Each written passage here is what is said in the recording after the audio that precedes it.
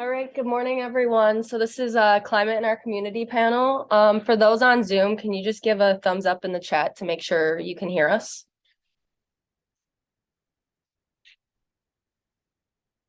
Perfect. All right, and I'll start that over to our first panelist for introductions. That's you. Oh, me? Okay, I was sorry. Introduction. I was thinking it was the other end. Sorry. Am I going to do my whole 5-minute thing or just introduce? Okay. Good morning. I'm Kristin Griffiths, and I work for Chemung County in the planning department. I've worked for Chemung County for 27 years. Most of that time was actually spent in the Office of Fire and Emergency Management, doing a lot of emergency planning and responding in the field to emergencies and so forth. I started over in the planning department at the beginning of 2021. So now I try to bring emergency management knowledge to the planning department, and try and help. I spend a lot of my time trying to find funding, grant funding, and so forth, for projects that will help the environment, will prevent future disaster or damage during disaster events. So one of the big projects that I am embarking on now is the Chemung County Hazard Mitigation Plan. So New York State requires every municipality to participate in a hazard mitigation plan in order to be eligible for mitigation funding for a lot of mitigation grants. So we administer that at the county level, and all the municipalities participate. This is the first year that the hazard mitigation plan requirements from New York State and from the federal government have actually required a section on climate change. Never done that in the past. So it's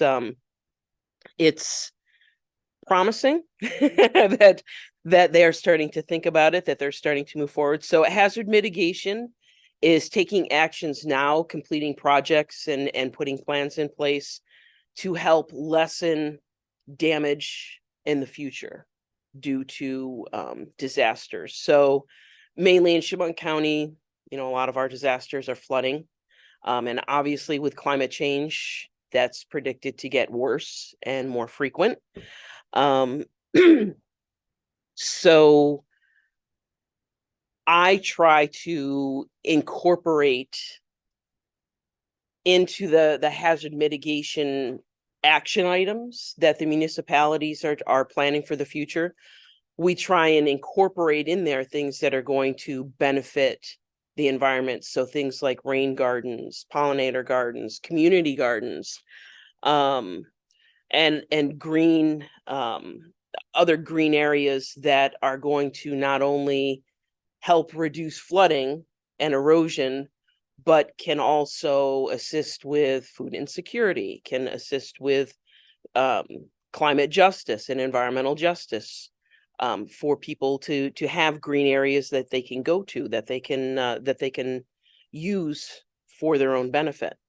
And it will also help create carbon sinks, which Chemung County needs, because we are one of the few counties in the southern tier that actually contributes to greenhouse gas emissions. Yeah, most of the southern tier counties were net zero or better. So and if you start looking at statistics, you'll find that Chemung County, I think, has lost somewhere around 30% of our tree cover over the past, like, I'm not sure when they started, 10 years, maybe 15 years, something like that. So where does this planning world meet with climate change and climate justice? Obviously, climate change has been a controversial concept for some people. There's still people that obviously say that climate change isn't real. They don't believe it. And climate justice, that term, has only really become popular in the mainstream very recently. So again, the good news is that the federal government and the state government now, and all of the grant funding that we have coming towards us, they include climate change, they include climate and social justice as part of the grant requirements. So we have to discuss in our grant applications how we are going to address that. So it's coming down to the local level, and this gives the planning department the opportunity to help educate local elected and appointed officials who may not fully be aware of the issues and the concepts of climate change and climate justice. So I'm reading part of this so that I don't or blurt out something that's might be misunderstood. So the Chemung County Planning Department is obviously part of local government. So we have to work in that political climate every single day with everything that we do. So recently we, for example, we became certified as a climate smart community at the bronze level. So it's the starting level. But in order to do that, we had to have a resolution passed by the legislature. It had to be approved by the county executive. That took a lot of doing on my boss's part, where, you know, he really had to kind of sell this idea before we could even get a resolution to the legislature. So we had to jump through that hoop before we could even embark on this.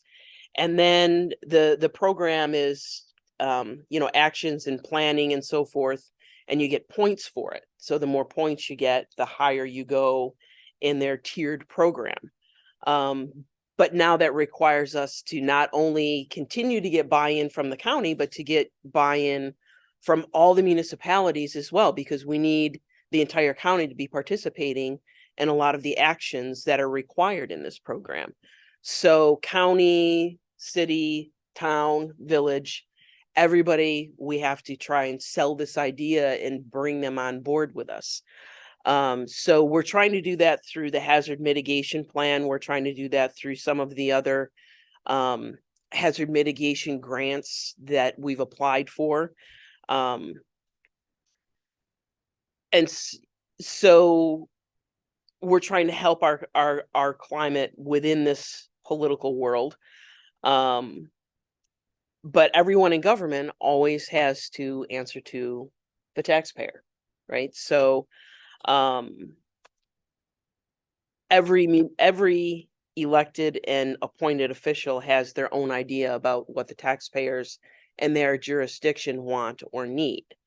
And a lot of that, of course, is still, it's the basic items: lower our taxes, be fiscally responsible, and oh yeah, but we still want our roads fixed. We want clean water. We want you to take care of our sewer and our garbage, and we want you to protect us from crime, and we want good schools, and we want good parks, right? So we want all of that, and that all costs money. So selling local elected and appointed officials on climate change solutions, climate justice, social justice, you're always up against that, but the taxpayers want. But we need to fix the sewer system, and that's going to cost us millions of dollars, right? So that's kind of well, because they're elected, right? Because they're elected, and they do, you know, the taxpayers that vote talk to them. The taxpayers that vote, and that's where, you know, this is the part where I'm going to sell you on, this is what you can do. Yes. Right? So many of our political leaders have never heard the term climate justice, or they're just starting to hear about it, and they don't truly understand exactly what that means or how it fits into our grant funding, into our future living conditions. And so while we try to educate and communicate with them and tell them we have to address this in this grant application, so in order to fix your stream and to stop it from flooding, we have to show that you are going to do certain things as well to address climate change, social justice, environmental justice. So we're starting to educate them, but to your point, they aren't going to start thinking about this until people start asking them questions, asking them, where do you stand on this? What do you think? What do you think we need to do? What are your ideas? Because unless the voters, unless the community is asking them the questions and making them think about it, they're not going to. They are going to be thinking about and addressing what the taxpayers are asking them. And that's, how come you're doing this? You're raising my taxes. How come you're doing this? You're going to wreck my park, or you're going to take you're going to wreck my street. You're going to bring down my property value, right? That's what they hear. So that's what they're addressing. If they can start hearing about climate change, climate justice, social justice,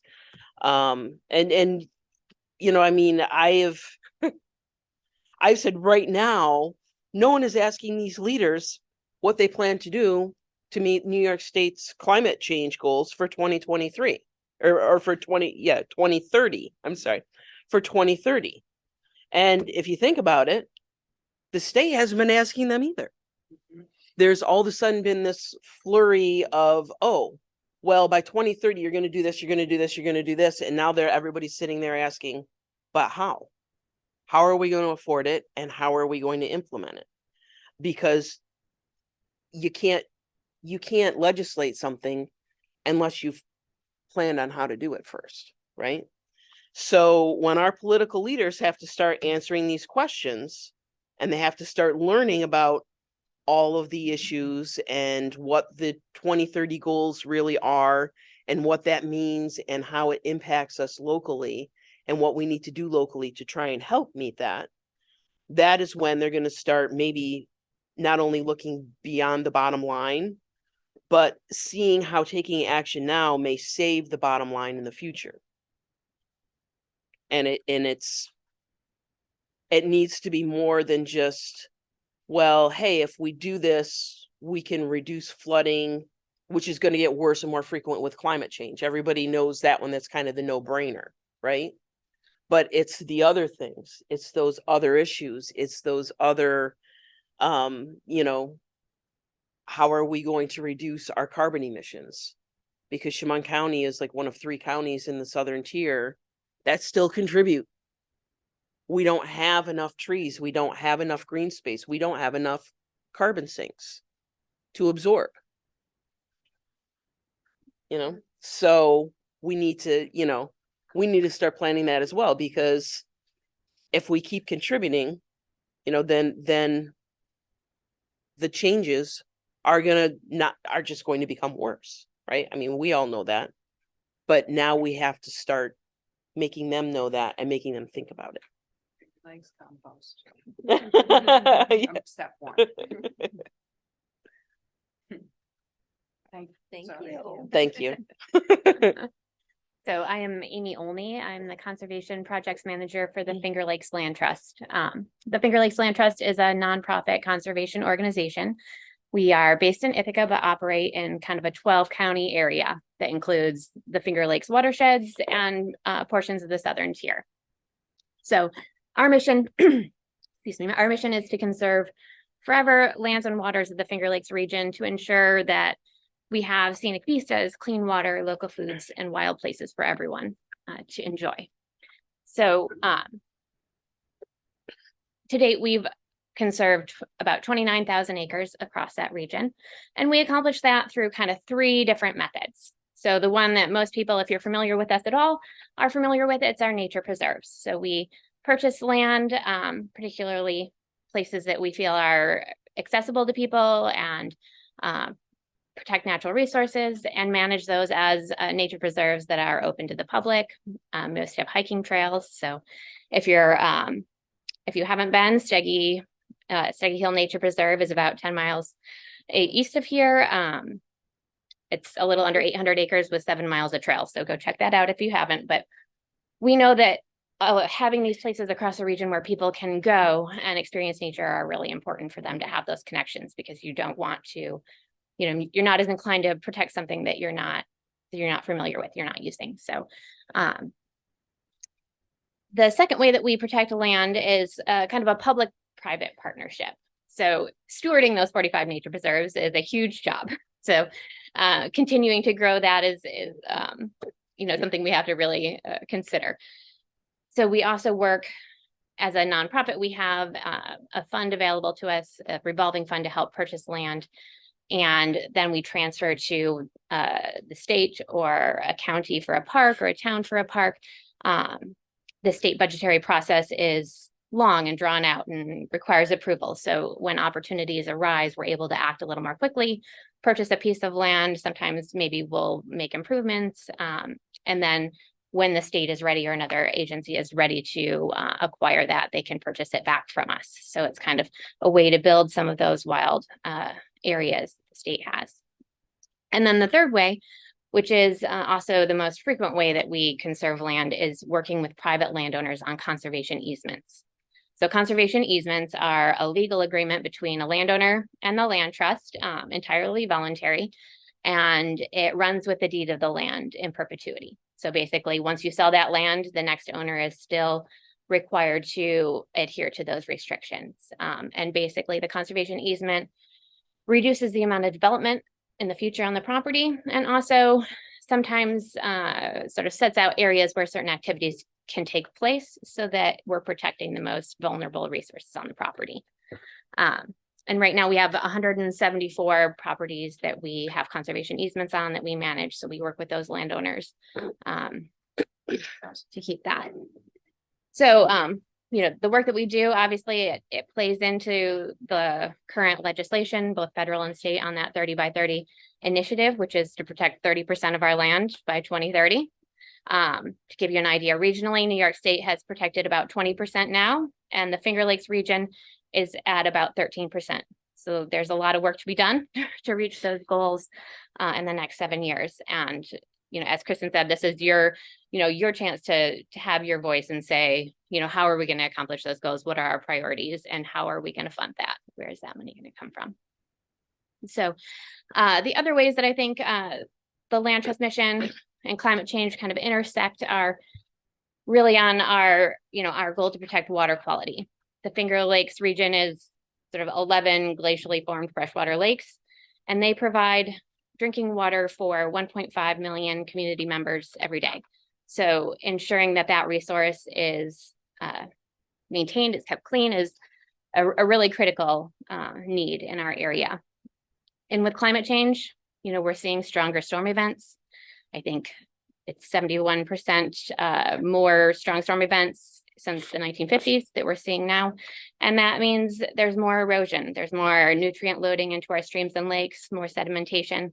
And with increasing temperatures, that creates the environment that is needed for cyanobacteria, which we also know is harmful algal blooms, to occur in our lakes.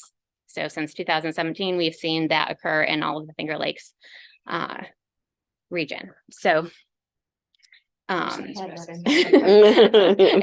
general, the land trust has always prioritized the protection of our lake shores, of our stream corridors, of our steep slopes, to try and help protect those areas. But we are also increasingly partnering with soil and water conservation districts and Fish and Wildlife Service to do restoration projects on all three types of those lands and projects that we do. So our nature preserves, lands that we transfer, and conservation easements, where we're doing stream bank restoration projects.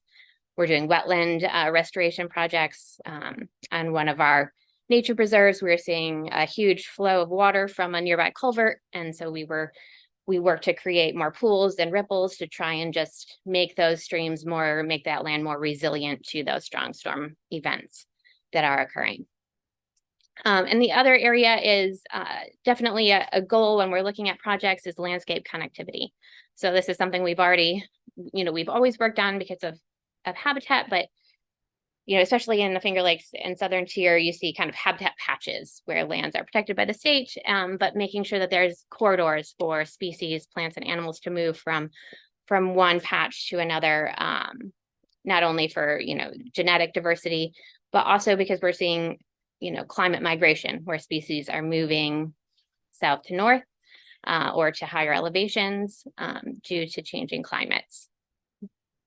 So the other kind of forward looking thing that we've been working on recently is working with a ecologist at Cornell to do studies on carbon sequestration, which is, you know, the process of capturing and storing that carbon dioxide in the atmosphere. And just looking at, you know, what is this land that we're preserving? What are we capturing with that?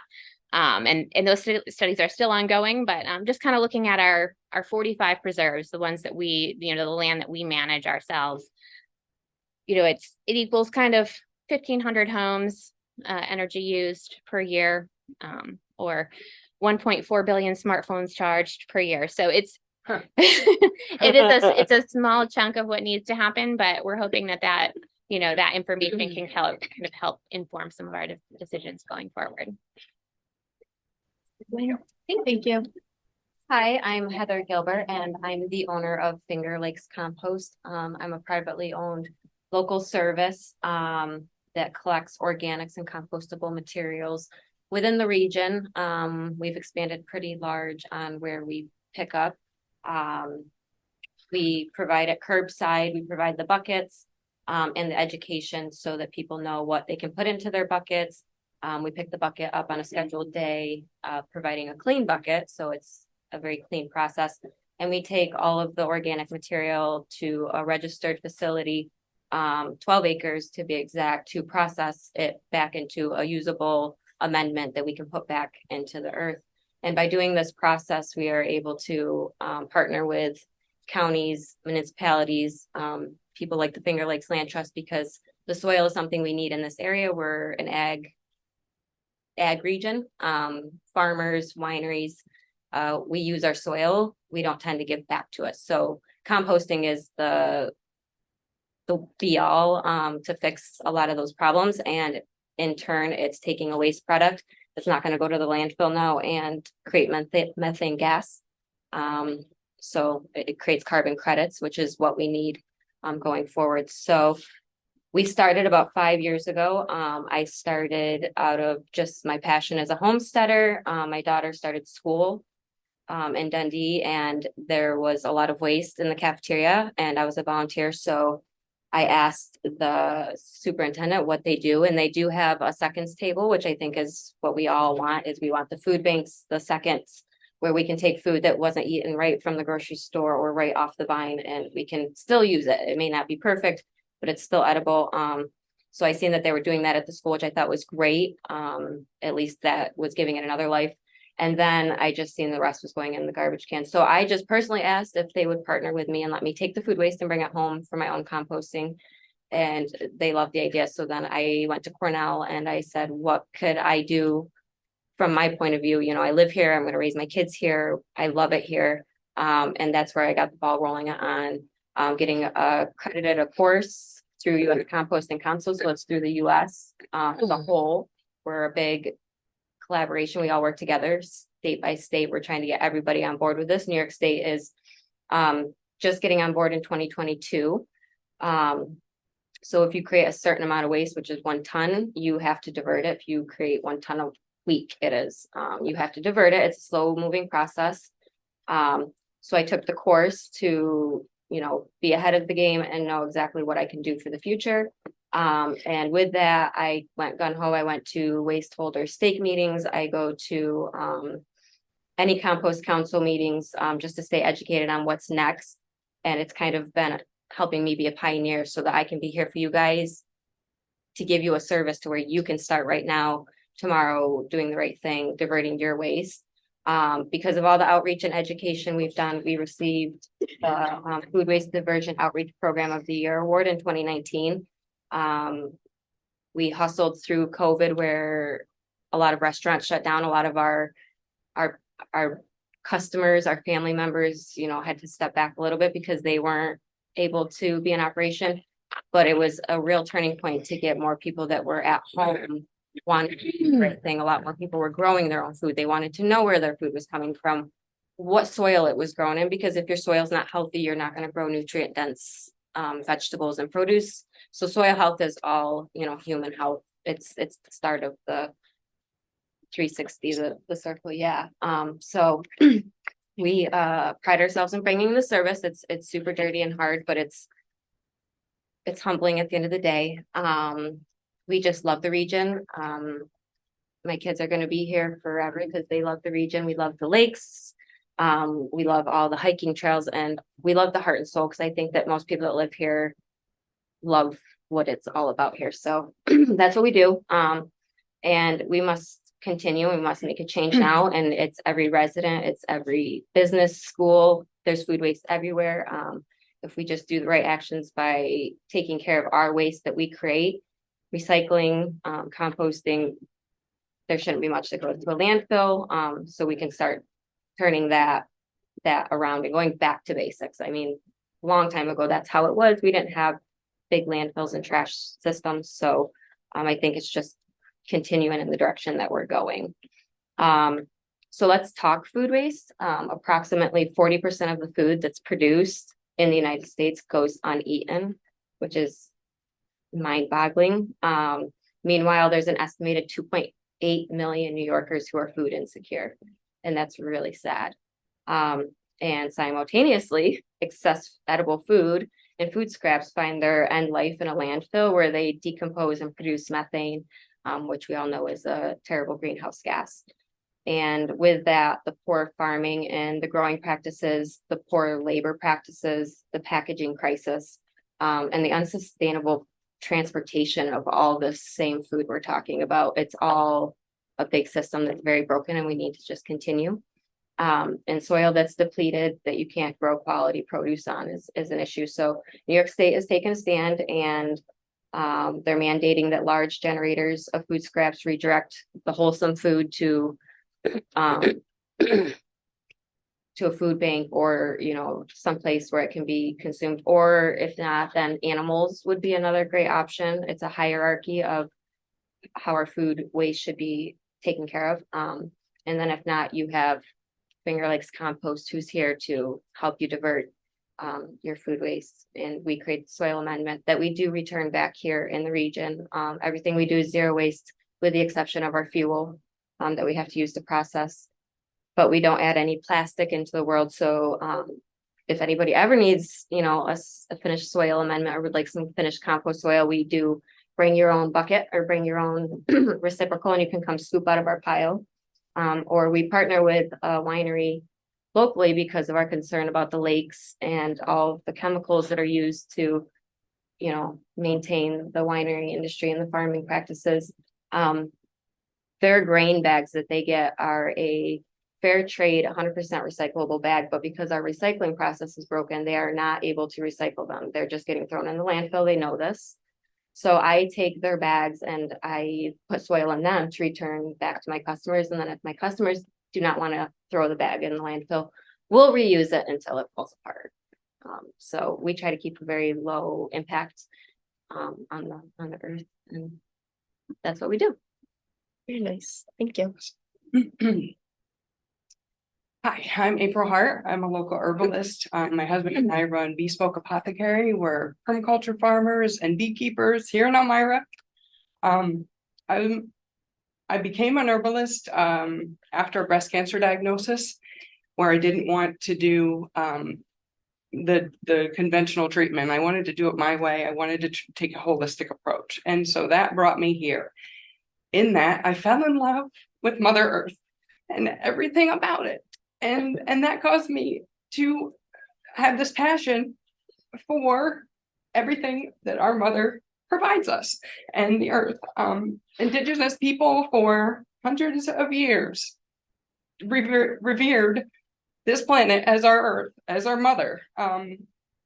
And that's something that we take to heart and try to live every day. So we use zero chemicals on our practices. We don't even treat our own bees. You won't find a beekeeper that doesn't use some sort of chemical process as a fungicide, pesticide situation. And we're doing none of that. We're letting them live naturally the way they should be. We're both vegetarian. We have a recycling program for our products. All of our products come in glass. So we're trying to do a lot of things to foster this relationship with the planet. This whole entire talk is about is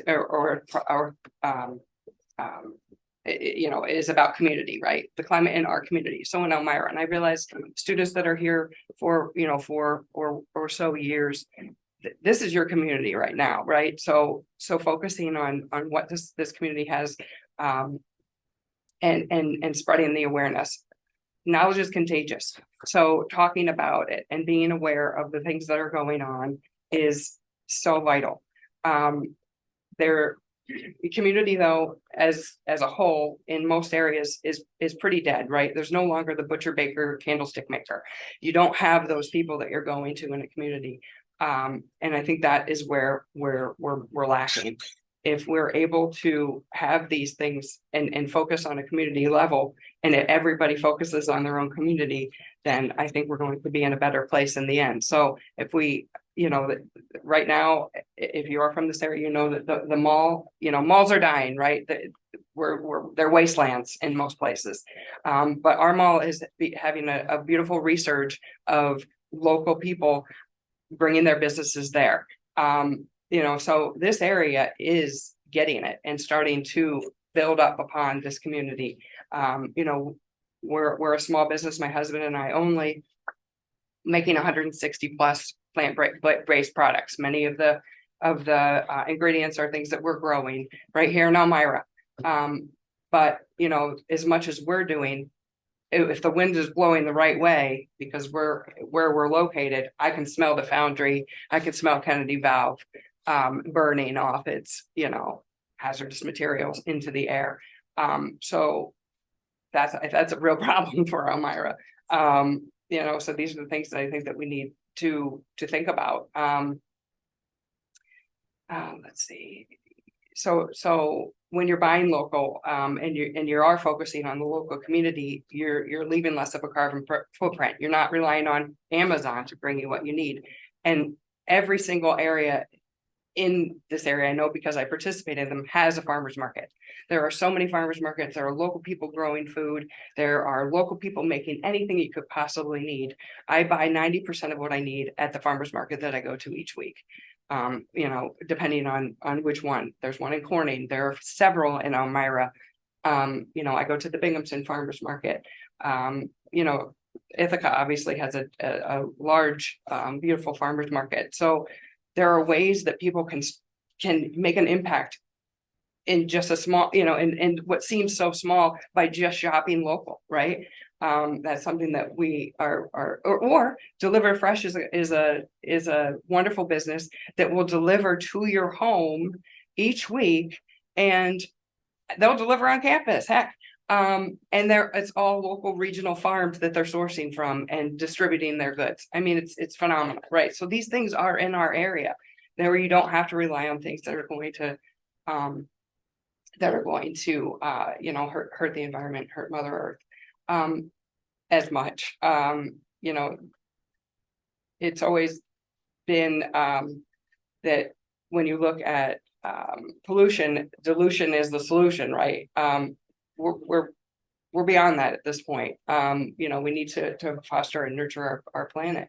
From the highest mountains to the deepest oceans, there's plastic they're finding, right? There's now plastic found in unborn fetuses. This is a problem. Our clothes are made of plastic. We're putting things on our bodies that are our largest organ, our largest, most porous organ, that are chemical, and our amphibians are being destroyed completely by a fungus. The gray wolves are in decline because in the spring they move down the mountain, find dens, but we're having our spring thaw earlier, so those dens are getting flooded and the pups are dying. I mean, there's so many things. This is science. The bats, the bees. Last year we did a campaign and gave actually Elmira College a bat box because if we are able, bats are an indicator species. If we're the same as bees, if they decline, we decline. It's a mirror, right? if there are no, like we talked about, having green spaces. Yes, they're great for people, but they're also great for the animals, right? All of the insects, everything.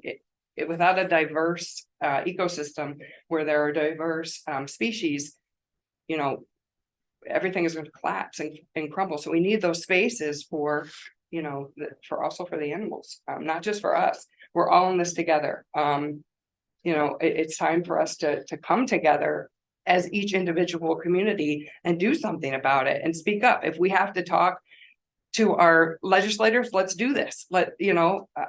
Get angry. You know, today is a beautiful, wonderful spring day.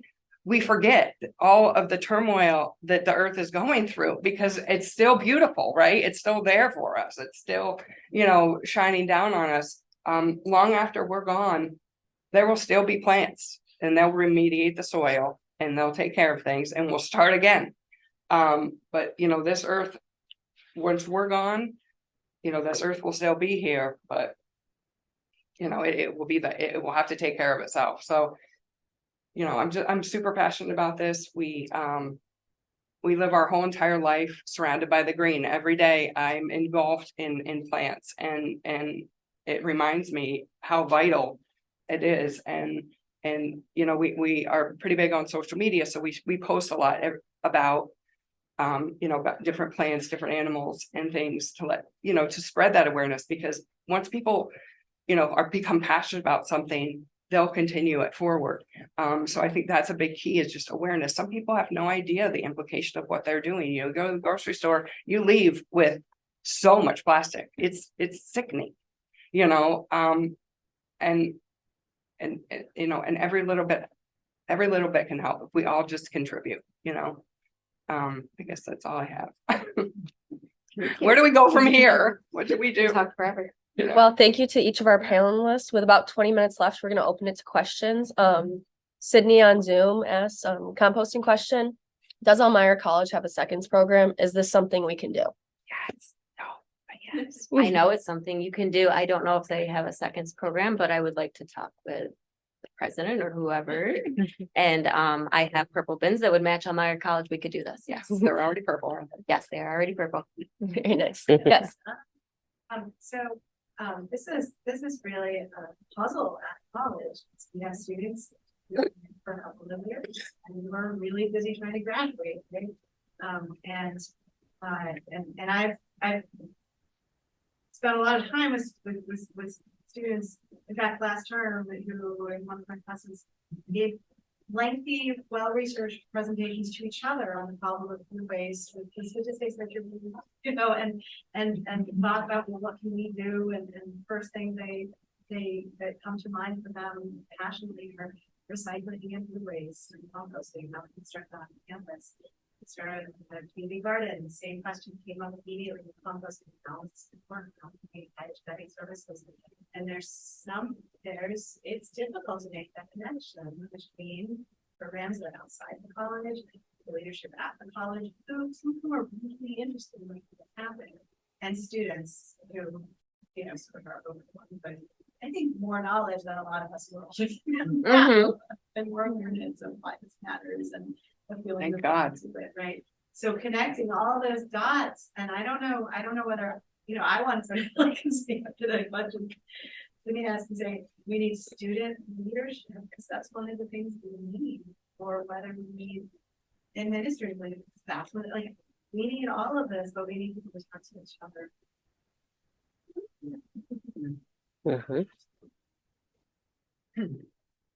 Well, I guess I have a question as well, and it kind of pertained to what you said with climate change kind of being controversial topic. And I don't know about you guys, but I've experienced that with friends and family members. But like you guys said, like the science is there to prove it, but how do we do our part to be like, this is the science, this is happening, this is what we can do to kind of make it a lighter subject where it's talked about more often and the attention that's needed is brought to it. I think that the first step is maybe to stop being controversial. You know,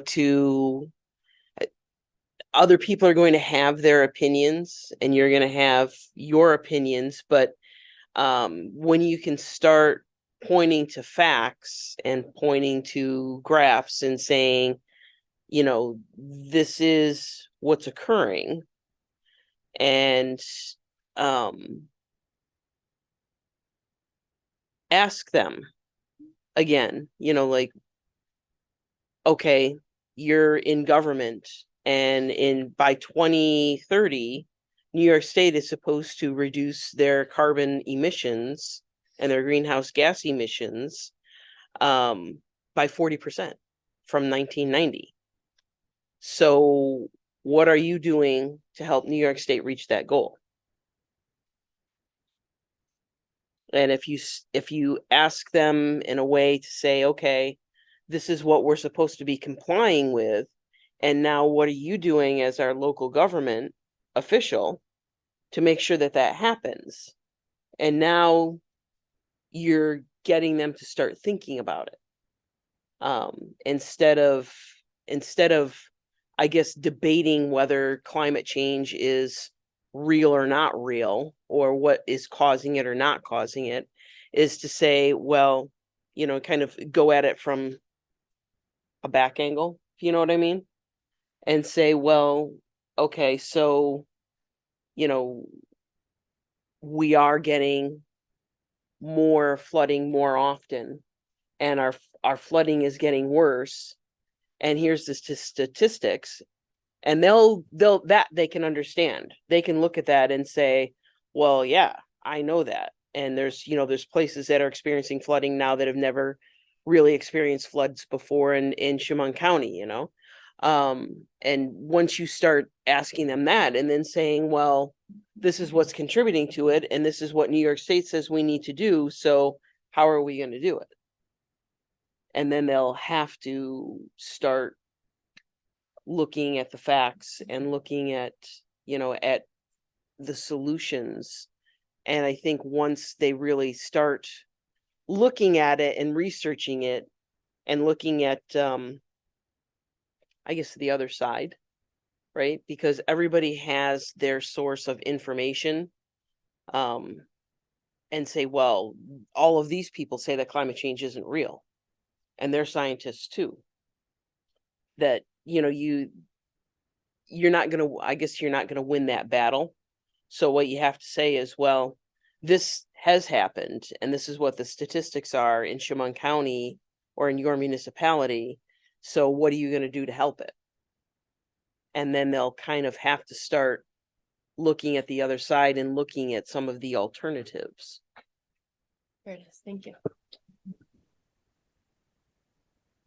Anyone else have any questions? Yes. Just to piggyback on that a little bit, the state has been more progressive in establishing goals for 2030. And you give me the impression that our local politicians are still a bit oblivious to all of that. I don't know whether that's correct or not, but if so, does the state communicate directly with our politicians to try to educate them? I think they're starting, but and I don't know. I wouldn't say that locally they're oblivious to it. I think the problem is that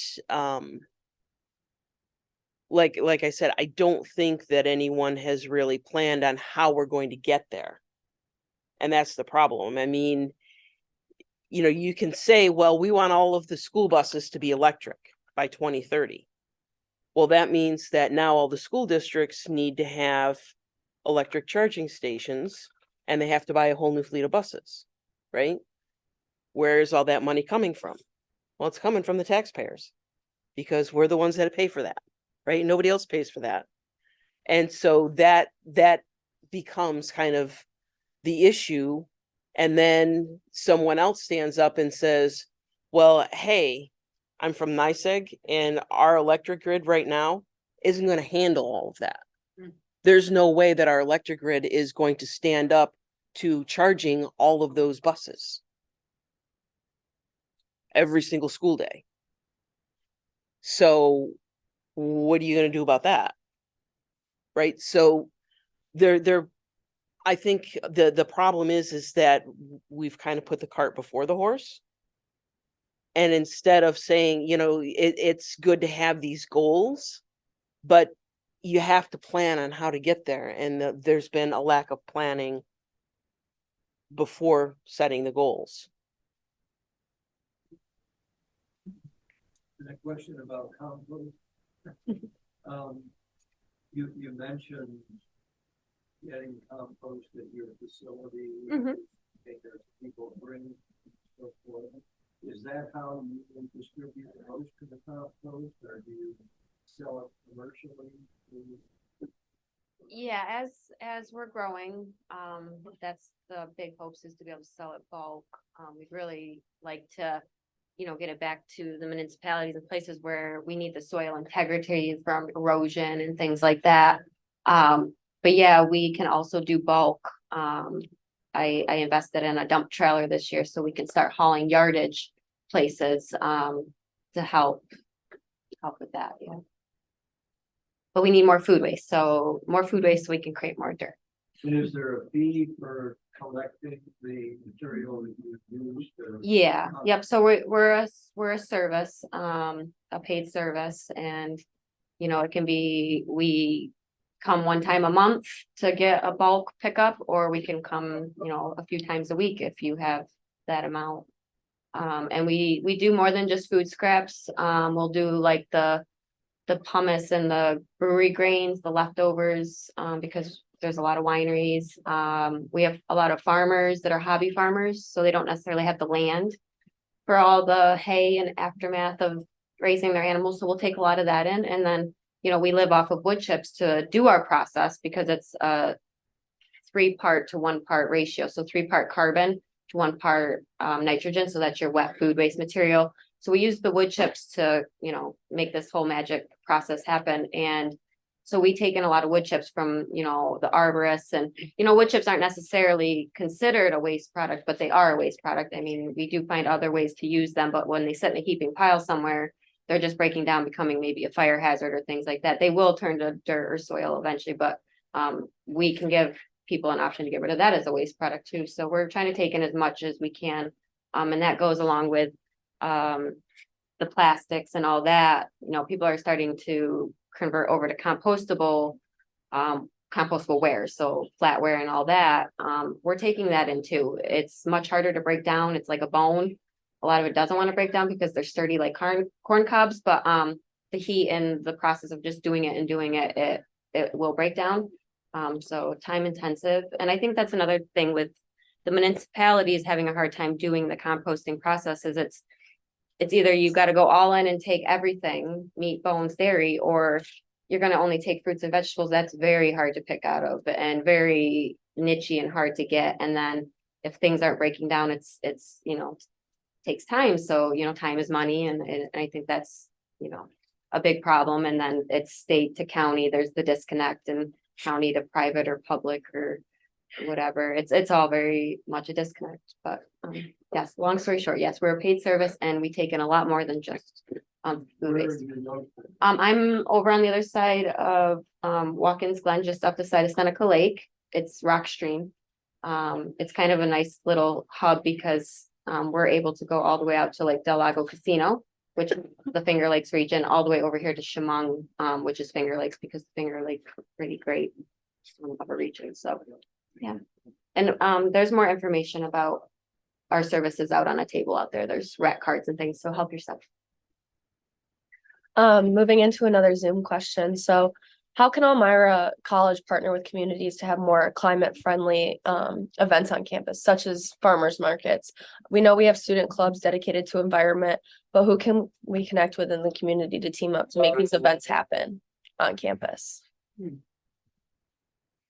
Great question. Maybe Well, I think- Cornell Cooperative Extension. Yes, Cornell Cooperative Extension does host the farmers market down on the south side. But that's the thing, is I think that there are regulations, right? Yeah.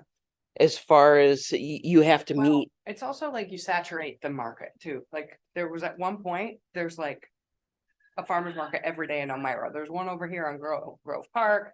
There's one downtown, I think on Fridays, or the one on Thursdays. Madison, right? There's Chamberlain Acres on Sundays, there's, there was something going on like every day. And then once you do that, there's just, it's too much, you need, so I would think if the students are interested in that, visiting these already established markets and maybe, kind of promoting that because they were already established, and farmers don't always have that extra day to go to another spot as well, or the produce it's a lot to bring everything.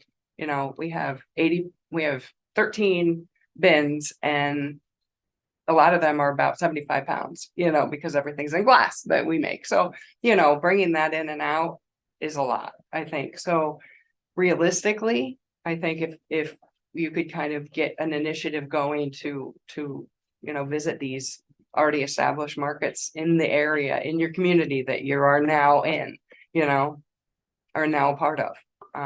Maybe finding a way to promote it On campus. within the campus, where they exactly are and dates and. Yeah, who because there's a might be walk, there. I mean, it's right over here, Maybe you could technology walk power. over. A lot of commuter students do. Yeah. And it's Mhm. I understand, yeah, Okay. farmers markets, probably aren't, we don't have a big. Yeah. A big, use for the vegetables as yes. right. Sometimes they do a prepared things though, it depends on which market you're going to. Mhm. I do think that on campus, there is, of course, a lot of the things that you can make to sell or local businesses. Yeah. Or trip to the mall or Yeah. there's stuff going Yeah. on. Or, like, I think For the Octagon how Fair, our right? Students are able, like. Mhm. It's a very specific experience. Yeah. Yeah, yeah, I could suggest a good start if like a student wanted to start something. Earth Day is one that I notice a lot of people try to grab that day, rally around it. So maybe next year be like Earth Day, let's have Bespoke there because what they do, you could really bring in a lot of people for one day of the year and really make an impact on your students. So I really suggest Earth Day because it's the perfect time of year. Everybody's really coming up for spring and great questions. yeah. Love your enthusiasm. Yes, that is chatter. They're from our participants as well, Mhm. so. Beautiful. I Nope, have a you're question. good. Yeah, go ahead. I was so interested in the very first thing that you said about Chemung County's sort of carbon footprint and how we end up there. And Mhm. so so do you get the sense that that what needs to be done here that sets us apart is more a case of the county creating more carbon and sort of not actually taking care of I don't know, industrial processes and development, or is it more that there are fewer initiatives than in other places that people are stating offset? Like, is it that the problem is bigger or that the solutions are? I think it's probably a combination. So I mean, we lose green space for a lot of different reasons. I mean, in the past few years, we've been losing ash trees due to an invasive species, right? Mhm. So, I mean, some of it might be due to some of the economic development initiatives and trying to draw business here, draw jobs here. Because again, that's one of the things that keeps the county alive and keeps taxpayers happy, right? And to have taxpayers, you need to have people working in order to pay taxes, right? So, I mean, it's kind of all a big vicious cycle, I think, personally. But so I did partner with like Cornell Cooperative Extension. So when the latest round of hazard mitigation grants came out, it was a huge pot of money. And so I was searching around for a partner and ended up with Cornell Cooperative Extension because they could qualify as an applicant in the process as a nonprofit. And we targeted the city of Elmira, so it was a disadvantaged community, and we targeted climate change. And when you targeted those two things, they incentivized the grant. So instead of a cap of 150,000, we could apply for 250,000. So I worked with them to come up with, we created a whole program idea for planting trees in the city of Elmira. So I have a grant currently that's aimed at assessing and inventorying trees across the county and trying to mitigate trees that are at a high risk for coming down during the next disaster, blocking the roads, taking out the electricity, taking out homes and businesses and so forth. So getting the municipalities to look at their trees and to take down ones that are going to be at the highest risk for coming down in the next storm, so that we don't have as much cleanup afterwards. We don't lose electricity. We don't have houses being crashed upon and so forth. There's a public education portion of it, but then the other half of that is, well, geez, if we're losing more trees, we need to find some way to start regaining trees and regaining green space. So the Cornell Cooperative Extension Grant, which we're still waiting to hear on, so fingers crossed, everybody, that we get that.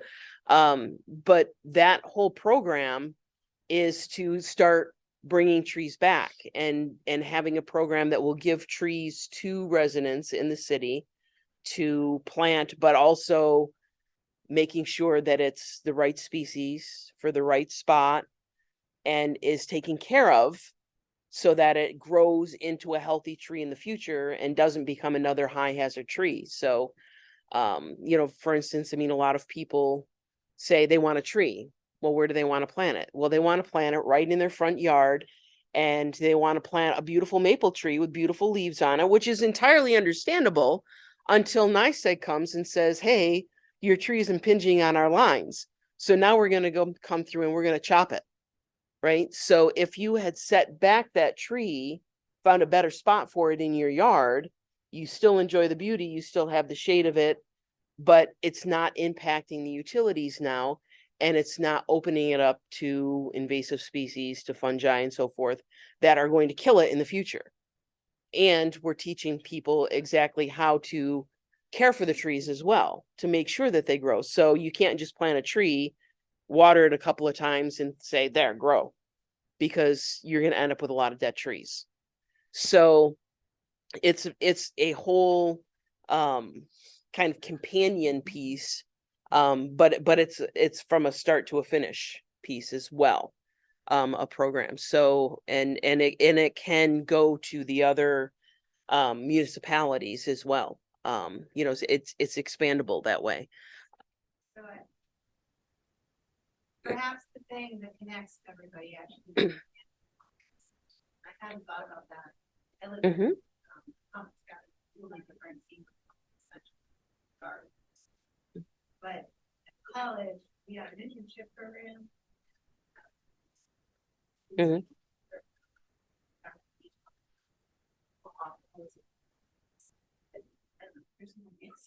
Right. Yes.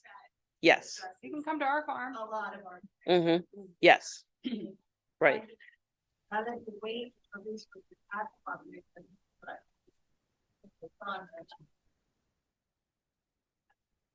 Right. And maybe a great project for students would be to create some type of a brochure and give it to all of the nurseries, so that when people come this spring and they want to buy trees for their yard, that they have a pamphlet that says, hey, before you choose your tree and plant it, consider this. How big is your yard? Where are the utilities? How big is this tree going to get? What are your resources for caring for the tree, for making sure that it's going to grow and be healthy, that you're not planting something that in 2 years is going to be a dead tree and you're just going to pull it out anyhow. But it's not going to impact your utilities. It's not going to impact your house, or the roadway. So, kind of have that education piece that when someone buys a tree at a nursery, they say, here's some information on where to place your tree and and how to care for it to make sure that it grows into a healthy tree. And oh, by the way, make sure that you call 811 as well, so that when you start digging the hole for the tree, that you don't hit, the underground utilities as well. All right, well, thank you all for the wonderful discussion. With that, it is now 11:20, so we have unfortunately used all the time we have allotted, but I'd like to thank each panelist for your time and those who participated for your time as well. Thank you. Thank you. Thank you.